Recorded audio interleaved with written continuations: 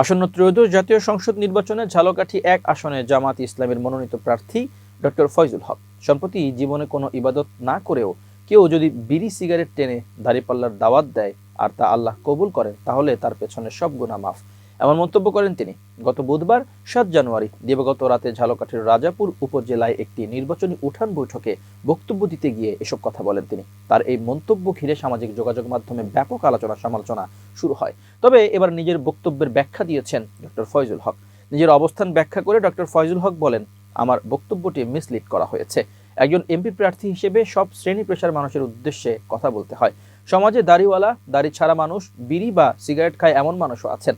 আমি বিশেষ করে দোকানে বসে বিড়ি খাওয়া মানুষদের উদ্দেশ্যে বলেছি, আপনারা বিড়ি টানতে টানতেই দাড়িপাল্লা একটা ভোট চাইবেন। তিনি আরো বলেন, ভালো কাজের সঙ্গে থাকতে থাকতে মানুষ ভালো হয়ে যেতে পারে, আল্লাহ চাইলে তাকে মাফ করতেও পারেন। আমাদের আলেমরা ও ওয়াজ মাহফিলের সৎসঙ্গে স্বর্গবাস, অসৎ সঙ্গে সর্বনাশ এ ধরনের উদাহরণ দেন। আমি বলেছি আল্লাহ তাকে মাফ করলেও করতে পারেন। আমার সম্পূর্ণ ভিডিও আমার ফেসবুক পেজে আছে, পুরোটা দেখলে বিষয়টি পরিষ্কার হবে। এর আগে তার প্রকাশিত ভিডিওতে বলতে শোনা যায়, আপনারা দৈনিক বিড়ি খান না? 10টা বিড়ি যে দোকান থেকে খাবেন ওই দোকানে গিয়ে বিড়ি অর্ডার দেবেন আর লগে বিড়ি ধরিয়ে একটা শুকটান মাইরা বলবেন, কি খবর? খবরটা কি কত দেখি? কারবারটা কি? দেশের অবস্থা দেখছো? দাড়িপাল্লা ছাড়া এদেশে তো আর কোনো মানুষই দেখি না। শোনেন, আমি তো গল্পের ছলে বলি, তাই বলার কারণে আপনাদের আনন্দ লাগতেছে। তিনি বলেন, এমনও হতে পারে আমার ভাই হয়তো কখনো ইবাদত করার সুযোগ পায় নাই।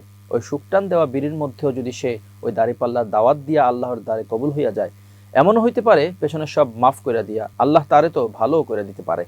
অতএব যে কোনো অবস্থাতেই বসে থাকবেন না।